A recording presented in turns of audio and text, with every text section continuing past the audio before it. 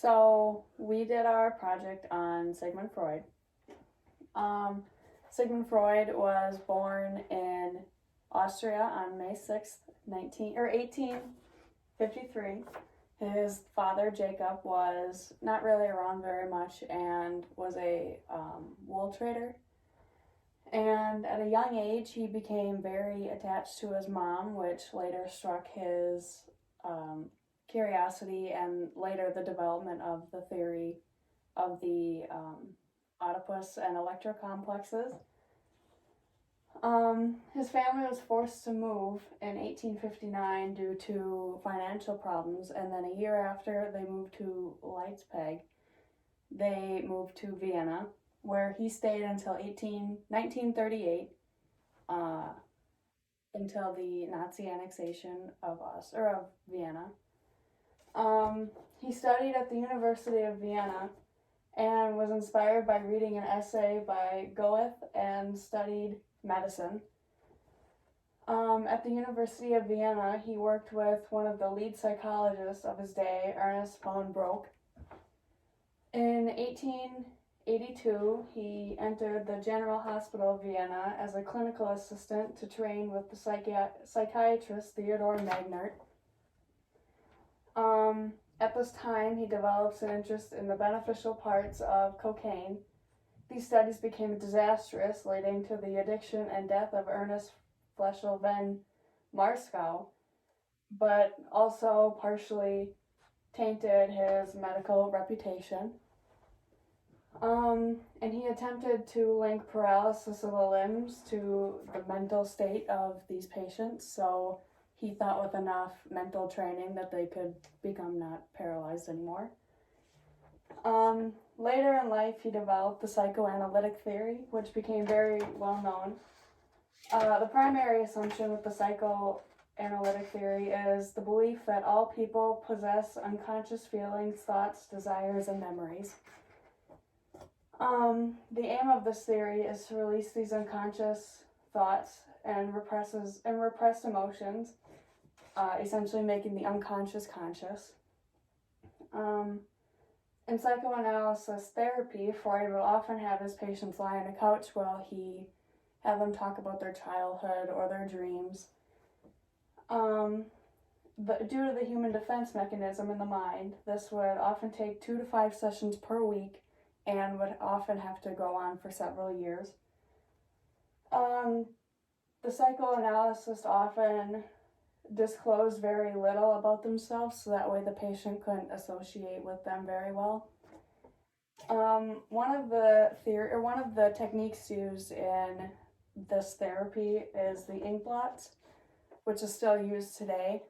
Due to that defense mechanism, many psychologists use these ink blots to determine the unconscious, which is they would just randomly place ink on a piece of paper, fold it, and then the patient would have to see what they thought that ink blot looked like.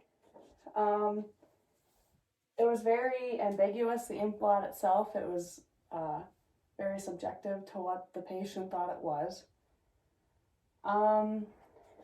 There were more theories, and many psychologists like B.F. Skinner would criticize these theories as too subjective to work. And then for ego versus id versus superego, id is the primary instinctual part of the mind that contains sexual and aggressive drives with hidden memories. The superego operates as a moral conscience, and the ego is the realistic part that mediates between the other two. Sexuality and development.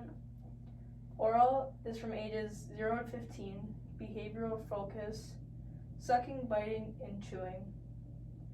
Anal ages 1.5 to 3, behavioral focus, bowel movements.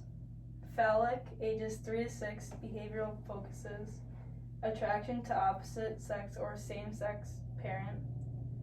Latency ages 6 to puberty, behavioral focuses, cognitive and social development. Genital ages puberty, to adulthood, behavior focuses sexual and intimate adult relationships. Then for the free association, another common technique of psychodynamic theory is free association, in which the patient says whatever comes to mind. For example, the analyst would say mother or childhood, and the patient would say the first word that comes to mind. Free association may prove not useful if the patient shows resistance. Freud often noticed his patients develop vivid and intense emotions, which was most common with veterans and rape victims. His last days, at the age of 83, Freud fled from Austria to escape Nazis.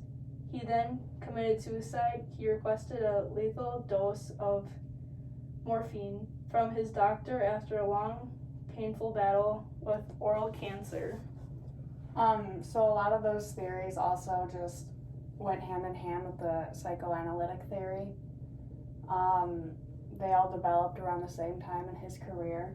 Some of his most famous quotes are, "The mind is like an iceberg, only 1/7 of its bulk floats above the water." And another one is, "America is a mistake, one giant mistake." Another is, "One day, in retrospect, the years of struggle will strike you as the most beautiful years of your entire life." "The voice of intellect is a soft one, but will not rest until it is heard clearly." So Freud is a very well-known psychologist, and his daughter actually is also a very famous psychoanalyst like him. He lived a very eventful life, many would say, but most of his theories are proved to be somewhat controversial, or like I said earlier, subjective. But yeah, that's about it for Sigmund Freud.